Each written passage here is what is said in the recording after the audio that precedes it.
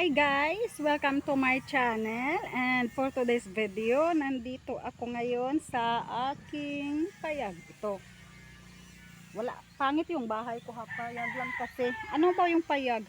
Bahay kubo sa Tagalog. So ito, 2 buwan ako na hindi nakauwi. Ito na yung hitsura niya. O diba, kawawa naman yung mga tanim. O diba? O nawala na yung mga tanim ko ng mga palmas. Kinain ng kanding. At saka yung, ayan, yung lubi. Ano ang lubi sa Tagalog? Niyog. Wala na yung niyog. Ayan wala na dahon. Yung Indian mango wala na rin. Yung palmas wala na rin. Ito natira yung salata kasi kinuha ko. Ito ayan namatay. Ayan kinain ng kambing. Ayan malunggay. Diba yung malunggay? Ang cute ng malunggay, diba? Ayan sila naputol pa. Ayan, yung Indian mango wala na. Ito kasi Indian mango ito nawala na. Kinain ng kambing ga. Diba? Patay na. Tapos na. Ayan din yung mga kambing Ayan.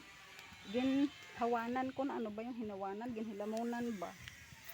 Ayan yung sirisa. Diba? Ay buhay. Ayan. At saka yun yan ang kambing. Yung kambing nila nilalagay nila dito tingnan nyo yung payag ko parang gubat na. Yan yung bahay ng kapitbahay. Diba? Ito story yung bahay nila. Yung akin pangit kasi ano lang, ano nga yun? Bahay kubo. Diba? Siguro sa lahat ng bahay, yung bahay kung ang magkaiba sa lahat. Kasi yung lutuan ko nandito sa entrance. Diba yan? Dito ako nagluluto pag umuwi ako. So yan yung lutuan ko. Kasi ito yung labasan ng bahay ko. Kasi hindi pa tapos. Okay, yung nandyan sa kabila, ano yan? Yung mga sasakyan, anong tawag dito? Ano nga? Yung mga inaayos na sasakyan kasi yung junk shop.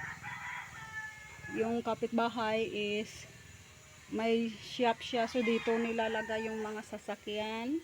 Then behind ng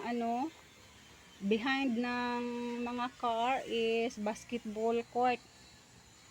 Basketball court yung nandyan sa behind ng ng sasakyan. Diba? Yung lutuan ko is nasa entrance ng bahay ko. At saka ito, tingnan nyo naman yung damo. Diba, ang dami kong tawag dito, damo na linisin.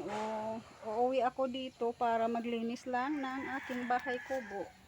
Ayan, kawawa naman yung mga tanim ko. Nabuhay lang sila kasi yung anong tawag ko dito, nag-aaral na umuwi na sa bahay nila.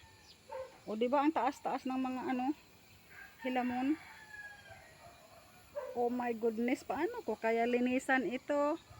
Wala naman tayong pera pambayad sa panglinis. Ako na lang maglinis. Ayan, gate yan ng kapitbahay. Diba, sana all. So, sarado yung bahay ko. Kinuha ko yung kurtina kasi mainit. Tingnan mo, ang dami kong linisin. Bukas,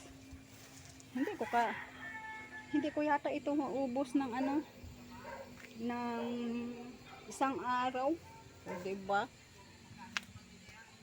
Mamaya na lang ako papasok kasi yung susi wala pa sa akin. So hindi ako makapasok sa sarili kong bahay kasi yung susi wala pa sa akin. Inaantay ko pa yung binigyan ko ng susi dati. So ayan na sa loob. Diba? Sa loob. So yung bang may bahay ka tapos umuwi ka tapos hindi ka makapasok sa sarili mong bahay. Yung bag, oh my goodness, my bag is dirty now. My bag is dirty now. So yan doon, ang dami kong linisan. What's wrong with the kalibutan? At ito yung papaya ko, pang display lang yata yan. Ang liit-liit naman ng bunga. Yan na yata yung pinakamalaki niyang bunga. Ito, kahoy yan. Hindi ko alam kung anong kahoy. Tumubo lang naman dyan. Ayan, yung bahay na yan, yan ang haba ng bahay nila, no? Sana mapira para malaki yung lupa na mabili. Mahal kasi yung lupa dito sa amin. Sana all, katulad ng ibang tao na yung mga lugar nila, mayroon silang mga lupa, sariling lupa. Eh kami dito sa amin, mahirap magkakaroon ng lupa. Only rich people na magkakaroon ng lupa kasi mahal. O ayan, bakante yan. Hindi ko alam kung sino yung may-ari ng lot dito. O ayan yung kanding. Kaya may kanding dito kasi vacant. Tapos yung payag ko walang tao, kaya nilalagyan nila ng kanding. Kasi yung damo dito mataba. So now, may mga tanim is patay na. O diba, sana all, sana all. Patay na yung mga tanim. So ito, ipagiba ko na lang yata ito kasi hindi ko naman ito magamit. Yung ito ba, ipagiba. Tapos, pagsaka may pera na ako, para yung pader ng kabila at saka magpapader din ako dito. Pero mahal magpapader, oh. Ipamisure yung ano, tapos pabili ng cyclone wire para sarado, para hindi makapasok yung kambing. Hindi ko alam kung magkano yung cyclone wire.